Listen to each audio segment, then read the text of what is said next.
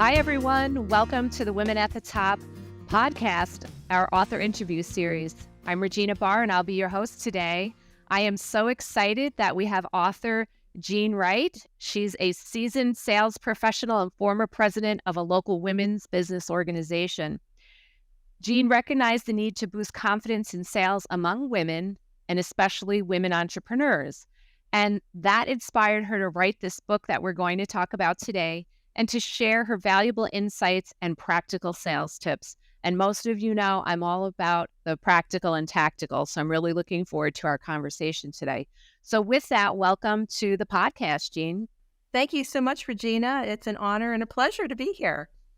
That's fabulous. I am a big proponent of helping to develop confidence, especially for women. So let's just jump right in. For those that have been with me for a while, you know I love to hear the backstory on a book. So, Jean, tell us a little bit about what inspired you to write your book, Selling Your Confidence. Well, I always knew I liked to sell, and I became pretty successful at it. So when I wrote my book, Selling Your Confidence, I really was thinking about what was it that gave me the interest or inspired me to be in sales. And believe it or not, it's when I was selling Girl Scout cookies. And that was a long time ago, but I had to use a lot of persuasive skills to actually ask my parents to allow me to do it. They didn't think it was such a great idea. At that time, we were going door to door, and the image of the door-to-door salesman asking for money for something was not something they wanted their daughter to be viewed as. So it's kind of like, that's not really who we are, and we don't want the neighbors to feel like they need to give you money. So I had to get past that, and then I had a career where I really felt like I did well. I loved doing what I did. But what I didn't realize is that most women don't feel the same way as I do about selling. And I learned that from being a president of a local women's business group. When I talked to these entrepreneurial women who had to sell their products or services, I found that they felt kind of not confident about their skills and asking for the sale and feeling good about themselves. So why not take all this information I'm receiving and talking about my story as I went through my sales career and what it was like for me, and help other women feel better about themselves. So that's why I decided to write the book. Well, first of all, I love that you were a Girl Scout. I was a Girl Scout too. And I love that even at this point in your career, that Girl Scouts had an influence. So it shows you the importance of having those associations at a young age to test out and try out things. And I'll tell you, the very first time I went camping was in Girl Scouts. And till this day, my husband and I, we camped a lot. We don't camp as much as we used to because we have a cabin now, but we go out and hike and do a lot of the things that I think I learned to love as a Girl Scout. And if it hadn't been for Girl Scouts, I probably wouldn't have had that opportunity. So that aside, I also love that you had been a president, you said, of a national women's business organization. And I think that's another place where women can come together, be vulnerable, learn skills. And so I love that you put all that together to say, hey, women don't have enough confidence. I'm going to write a book, and I'm going to help other people do either what I've learned or what maybe you do somewhat naturally. So I want to talk about in the book that you discuss this concept that everyone is a salesperson. And I will tell you, I agree. We're all selling something, whether it's ideas or other things. So elaborate on that concept a little bit, particularly for maybe some of the folks that are watching or listening who may not consider themselves a salesperson, and tell us, why is it important? Sure. Every one of these viewers have experienced the times when they've been excited about something they've tried, or they purchased a product they knew that their friend would love, and they're excitedly telling them about it. I mean, you're actually selling something to your friend because you love it and you want them to love it. And so that's part of just the natural ability of sales that we have within us. And we have the confidence to tell people about it because we want them to feel like how we feel. It's all about emotion when you think about it. And then in chapter 2 of my book, I titled that Presenting the Package, because when we walk out the door, how many times have we thought about, I better put some makeup on today because I'm going to the grocery store and I may see someone I know. I mean, that's just a pretty basic example, but we do dress to be successful in whatever situation we're in, whether it's the day-to-day world that we're in. We're selling our package. We're selling our package. If I want to look professional whenever I'm in front of people at a networking event. I want to represent my brand. I want to be that person who people will learn to trust me because I have become the expert at what I do, and I also look the part. So presenting yourself is really a part of the whole sales package, and we should understand that we're marketing ourselves all the time. And I think we even know that even more when we're on social media, all those things, we're putting ourselves out there. So think of it as, you want people to get to know and like you, and it's how you present yourself that makes a big difference. It's interesting because, we're kind of talking a little bit about makeup, and I was meeting with a couple of folks yesterday, and I told them it was a mad scramble to get to the meeting. It was out in Apple Valley. It was a 30-minute drive for me. And, I was weighing, gosh, I don't have enough time. Should I get my makeup on? I have a philosophy, and I was talking with my executive assistant, Chris, about this, that half the battle is showing up. But when I do show up, I do want my brand to be represented. So I hustled and scrambled and I got the makeup on, and, all the gals kind of chuckled and laughed because we all understand that, right? That's part of the packaging. And so I'm just chuckling that you said that too, because I would like never show up on the podcast without makeup. I didn't even want to show up to meet two girlfriends out in public where we were talking business without my makeup. And of all places, that would be one place maybe where I could have gotten away with that and still didn't want to. So now I want to talk a little bit about your experience and also bringing these concepts forward to women. And you clearly have had an extensive career in sales. And what you're saying today is you don't have to have a career in sales to sell yourself. And you've been in sales in a variety of industries. So clearly you bring a depth and breadth of experience to the table. So what was your motivation to share these insights and lessons with others, particularly these women, and particularly what we talked about, these women entrepreneurs? Was there really a driving force? Did you see something that happened that maybe you said, my golly, I gotta get with these women so that they're not making these mistakes anymore? I've spoken to many groups of women, and I've also worked with a lot of women as peers and women bosses. It just seems to have happened in my career. I've been around a lot of women. I guess the Girl Scout thing started it all, but I've got to understand a little bit about how they think. And some women think they have to be very aggressive to be successful in the selling type of thing. And guess what? That aggressiveness translates into the used car salesman type of image, because I very many times have mentioned this in speaking. So how do you feel about sales? Oh, I feel like when I'm in a sales situation that if somebody is speaking to me about buying something, it's like that used car salesman image. I feel intimidated. I feel like they're being aggressive. They're acting as if they know more than I do. And a lot of women just don't like that image. They don't want to be that person. And unfortunately, that's the image that we're kind of brought up on. When you go to buy something, you're going to be bombarded by all these types of behaviors that will force you to maybe do something you don't want to do, or have that buyer's remorse, like, oh, I bought that because I felt forced to do it. So that attitude really needs to change, because it's like that persona that women feel they have to compete with to be successful, and they don't really feel comfortable with it. So let's take ourselves and be more authentic.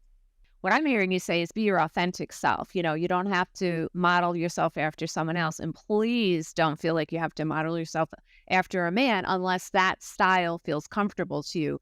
Because I can tell you, I've been very successful in sales and marketing, and I would say I have a softer style, but I'm a great relationship builder and I'm a great communicator, and that's what I use to my advantage when I'm either selling my coaching businesses or coaching, or selling real estate, which is another business of mine. So you have to find your own authentic way to feel comfortable selling yourself. And that really turns us to the confidence piece of what you were writing about. And I've been coaching women for probably 2 decades or more now. And what I have found is it's very rarely a competence issue that women face. So they're very competent, they know what they're doing. It's that confidence. And you consider yourself a confidence builder. So tell us why it is so important for women to build and develop their confidence, and a couple of simple suggestions how they can do that. Well, I think we all have an inner confidence that we just have to pull it out and use it. Unfortunately, many times as we're growing up, we've haven't had maybe the right role models that have helped us feel like we can speak up for ourselves.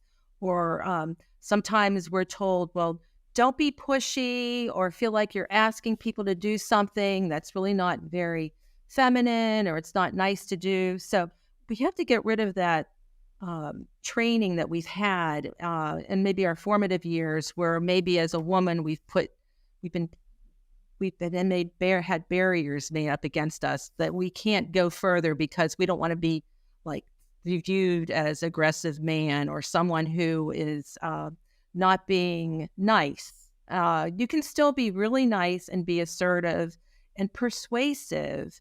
I mean, those are some really nice qualities to have. When you build a really good relationship, someone wants to buy from you. It's really not always about the product. It's probably because they want to work with you. They've gotten to know you through developing a rapport with them. And like you said, building a relationship. And honestly, the product comes kind of second. They just know, boy, I think I'd like to work with her. I think I'd like to feel like she's going to take care of me and she cares about me. So bringing your authenticness out there and using what your inner confidence can bring you to help someone trust you, to want to work with you, that's really half the battle to be able to be successful in a sales situation.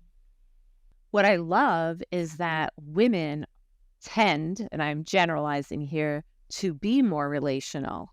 So, in a lot of ways, selling yourself or an idea or a product or whatever it is, um, really likely would come more naturally or more easy to most women. So, I love that. I love it being authentic. I like banishing some of the socialization that we may have had. And I'll tell you, I mentioned earlier, I think I'm a soft sell. And when I first relocated to Minnesota, I literally within 3 months of being here, I was serving on the board of a local professional business association. And the president took me aside and said I was a little too direct.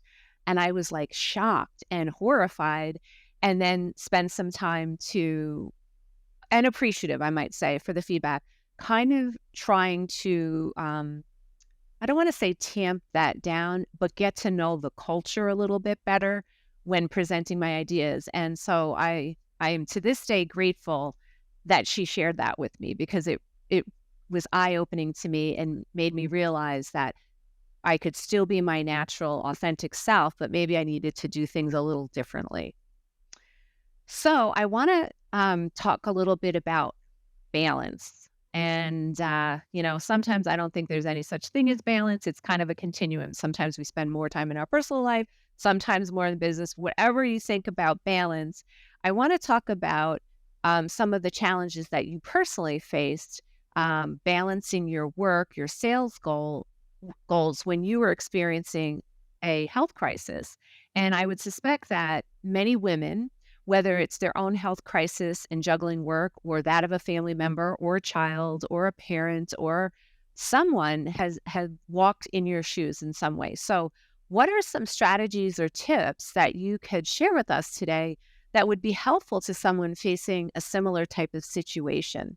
Well, I've been working in the type of culture that has told women you can do it all. And I think we can all relate to the family life, the business life, the other social life, all those things that we feel like we can juggle them all, we can do them all. But unfortunately, you can't do them all well, and you can't do them all while taking care of yourself. And I'm kind of like a perfectionist, and I want to be able to do everything right. So I'm very focused on kind of accomplishing all these tasks, not only just accomplishing them, but doing them right and doing them, trying to be ahead of the game. And I think not having time for ourselves and realizing that if we don't do that and we let stress take over, it's going to affect us and how we feel. So, my tips would be to try to decide what the three most important things that you're going to set aside for yourself every week. Many of us now work from home, or we have the opportunity to be in a situation where we don't need to go into an office, but we may have an office at home. We may not have a door on our office, may be always open, so you can't actually shut the door. We have laptops, so we can have them on our lap. I can remember sitting up at night working when I was in a corporate world, trying to stay ahead of everything that I needed to be ready for the next day. So I was on my laptop at night and I was not able to shut it down. I wanted to keep working. And it was like, why am I doing overtime work? I'm just going to get up in a few more hours and start it all over again. And falling asleep at your laptop is not healthy because that can happen when you're doing extra work at night. So, yeah, no one needs to work overtime. So I'd say stop working overtime. Really make a decision that this is when you're closing it down and you're putting your phone away or your laptop away. If you do have a door on in your office, shut the door and walk away from it. So it's hard to do, but in the end, you're the person that has to report to yourself every day. So make sure you know what your limits are and keep to that. I would also say the exercise routine in your day is really important. And a health coach had told me this once. Actually, write that on your calendar and build your activities or your appointments around that. Especially for entrepreneurial women who can make their time their time. It's helpful for you to put your important no. There's no negotiation here. The exercise time or the walking time is what I have to fit into my schedule. So make sure that that's on your calendar and you can build around that. No negotiation on that one. It's hard sometimes because you say, that was always the biggest excuse I had was I'd love to exercise, but I don't have time. Well, actually, you do if you schedule it. And if it gets to that point where you have to schedule it, then you have to schedule it. And reserve that quiet time for yourself in the morning, at least 15, 20 minutes before everybody else is bombarding you, or, the half hour or so before you actually turn in for the night, just to have that quiet time to get away from all the technology that you've been using all day and spend time for yourself. So it kind of helps with the stress levels. I love all of those tips. So the first one, my takeaway is have some boundaries, know when to turn off and, let your clients know, let your boss know. I think a lot of times we have this thing in our head that we just can't do it. Well, you can. And I got to tell you, I've even had times where I've gone to the cabin and I've had a big deal going on or something in play, as I would say. And I've said, look, I'm taking some time off at the cabin, where, by the way, I don't have cell coverage, but I can get emails and I do have a landline. And I would tell people that and I'd say, I'm going to give this to you, but I just have one request. Please don't abuse it. If it's something urgent, yes, call me. And I have never had anyone abuse it. I had one president of a company call me when he had a real big HR issue when I was doing HR consulting. And that I was perfectly fine with that because I didn't want him to wait until Monday when I was back, and we dealt with it, both moved on. So that was one, boundaries. Two is the exercise. I'm a big fan of movement. So ladies, figure it out. If you work in downtown or someplace, do what I call a power walk on your lunch hour or do a walk and talk. And then I love the quiet time. So I just wanted to kind of reiterate those for those who are listening in today. So, I wanted to ask, you've got a lot of great lessons, and I would encourage people to check out your book, Selling Your Confidence, Forging a Successful Sales Career from Mint Cookies to Martinis. So you don't have to be in sales to get some nuggets out of the book. So don't be scared off by that part. But highlight, if you would, a specific lesson or advice from your book that you feel is especially invaluable to someone who may have some aspirations for a sales career. So let's hone in on a sales career for a moment, if you will. So in one of my chapters, chapter 7 to be exact, I talked about having a home-based business. And there are a lot of those types of multi-level marketing companies out there, especially you get sort of pulled into those when you're raising a family or you just need that part-time work or like, you need extra money to help pay the mortgage, whatever. And I would go out and demonstrate some products to women. This was a really good way for me to keep my sales skills strong while I was raising my family before I went really back full time. One of the things that I really felt like women were selling themselves short about was this phrase that I would hear all the time. I'd be standing there talking about a product, telling these people all the features and the benefits of purchasing this product. These women would be looking at each other and so excited about what it was I was showing them and demonstrating. And you could tell they loved it too. And they had purchased it in the past, or they're explaining to their friend, like, you need to get this. I love it. You should have it. Look what she's doing. And then, I noticed all these things. And one of my jobs was to help recruit more people, of course, part of the multi-level marketing kind of model where you have other people working for you as well. And I'd go to these women and say, you are such a fan of these products, you would really be good at selling this. And as soon as you say the word selling, then they would say, oh, I could never do what you do. And that is like the biggest phrase, the most negative. They're not even giving themselves the opportunity to even think about it because they think it's a sales job. But what they've actually already done is encourage these people they're sitting with to buy that product, like we had said previously about, oh, you're always selling. So don't sell yourself short about your abilities to really be able to use that emotion that women are so lucky to be able to have and put to their best advantage. And don't negatively talk yourself down.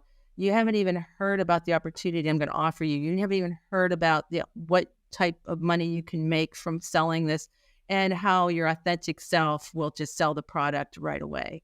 So that was part of like a big takeaway. Another reason I wanted to write this book, and I devoted a pretty large chapter to that actual feeling of what it's like to just be talking to people who you feel should be confident about what they have to offer, but aren't really letting themselves do it and feel good about it. That's a big aha. No negative self-talk. It's interesting because I have worked a lot with coaching clients in the past about how to share accomplishments, right? Which is a sales opportunity. Let's be honest. If you're trying to showcase what you've done, maybe so that you'll get promoted or that you will get a better salary. And a lot of times what I found is women felt like it was bragging. So sometimes we have to change our mindset. And I used to say, well, if it's fact, it's not brag. So think about it as you're just stating facts. And you're kind of saying the same thing. Don't call it sales. You're sharing something that you really feel passionate about. So I love that example because I agree with you wholeheartedly on that.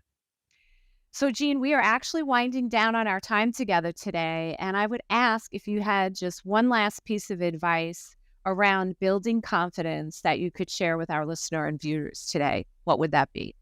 So I want people to know that selling or the world of sales, it's not a sleazy profession as people perceive it to be. And bringing your own inner confidence to build those relationships with people, trust that you can be respected as their advisor for the product or service you're offering.